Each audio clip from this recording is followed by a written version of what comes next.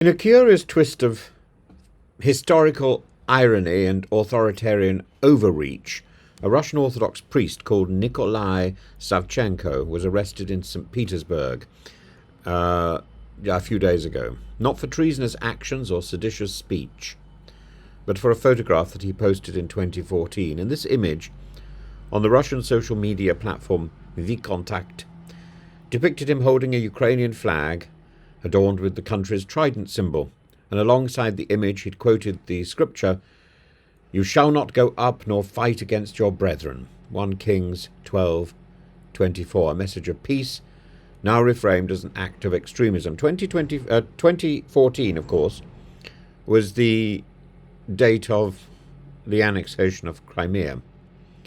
The trident, once a benign national emblem, has now been designated by the Russian courts as a banned symbol, supposedly connected to the organization of Ukrainian nationalists, which Moscow labelled extreme in 2022, 8 years after this post was originally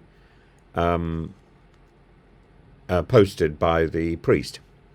In short, Russia is backdating its prejudices and criminalizing past expressions of unity that no one then considered criminal. So 2014, let me repeat, was the year Putin invaded Crimea, but it was also the year he was still describing Ukraine as one people with Russia, bound by one language, orthodoxy, and one culture. In a now notorious article of 2021, entitled "On the Historical Unity of Russians and Ukrainians," Putin claimed true sovereignty of Ukraine is only possible in partnership with Russia.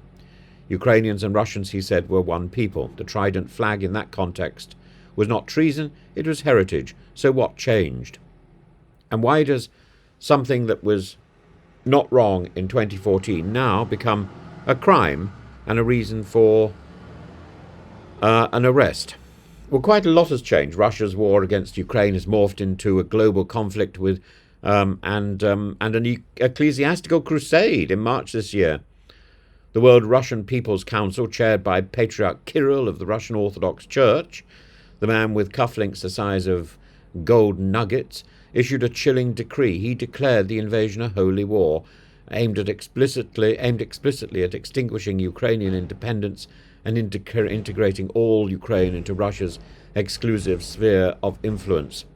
This was not the soft rhetoric of Slavic brotherhood. It was the apocalyptic language of religious absolutism. From a thug in a dress. Ukraine must not be conquered. It must be spiritually reabsorbed. I remember being late for lectures on a number of occasions because I got caught behind or within the orb of Patriarch Kirill's motorcade, which was bigger than the motorcade of President Putin. Quite extraordinary. This marks a rapture. For a long time, orthodoxy was used by Putin as a binding agent, the glue in the imperial project of the Ruski Mir, the Russian world. Now it's become a sword. The ROC's propaganda efforts, the Russian Church's propaganda efforts, both domestic and international, are extensive.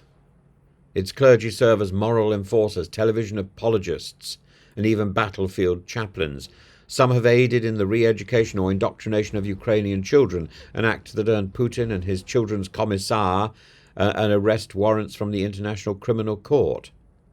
And yet, apparently, Trump has got rid of the efforts to identify where those children are. The arrest of Father Savchenko reveals something more insidious. It shows that Russia is not merely prosecuting present dissent, it's retrospectively criminalizing past expressions of fraternity, gestures once aligned with Putin's own rhetoric. The message is clear. No act of Ukrainian solidarity, no matter how benign or biblical, is safe, even in retrospect. The line between orthodoxy and ideology has collapsed. Holding a Ukrainian flag in 2014 is now tantamount to terrorism in 2025. This is madness. This is not the Ruski Mir, the Russian world. This is the Russian disaster. This is not an isolated case, incidentally, but part of a broader theocratic nationalism. Russia's conflation of religion and state has led Patriarch Kirill to bless this war, to promise remission of sins to soldiers who die in it, to label the West as satanic. This is the man who is photographed partying on board yachts with young girls and scanty-clad young girls. This is the man, the same man. This is the man, as I said, with cufflinks the size of gold nuggets. In what he says, Russia has adopted the very logic of the religious extremism it claims to abhor. The language is not merely geopolitical, it is eschatological. And of course, Metropolitan, I keep wanting to downgrade him. I'd love to downgrade him. Patriarch Kirill is guilty of philotism, of excessive nationalism. That's a heresy in the Orthodox world.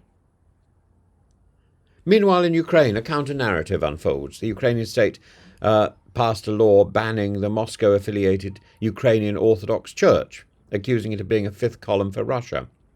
While many clerics within that church remain loyal to Kiev, others have indeed collaborated with Russian forces in occupied territories, and here too the lines between faith and treachery blur. The banning of that church raises its own difficult questions about religious freedom versus national security. Critics argue that the law is overly broad, sweeping up loyal believers in its dragnet. But most Ukrainians, 63% in recent polls, support the ban, and trust in the old church's leadership is collapsing. In this mirror world, Russia considers a call for peace from 2014 to be a criminal act, while Ukraine seeks to sever ecclesiastical ties that now appear dangerously entangled with the invasion. Both countries are reshaping their religious landscapes under wartime duress, but only one is arresting priests for posting pictures of a fraternal flag and a biblical plea for peace. Putin's use of religion is not restorative, but revisionist. His talk of spiritual unity was always conditional on subservience. The Russian Orthodox Church has ceased to be a church in the theological sense. It is now a department of the Kremlin's ideological ministry. And as with all ideology, it demands not memory, but loyalty, selective, convenient, and absolute. Father Savchenko's arrest is therefore more than a judicial oddity. It's a snapshot of Russia's descent into theocratic authoritarianism. It signals the criminalization of history itself, the rewriting of yesterday's beliefs to match today's dogma. And it reminds us with painful clarity that in Putin's Russia, even peace can be treason, especially when it's a Ukrainian peace.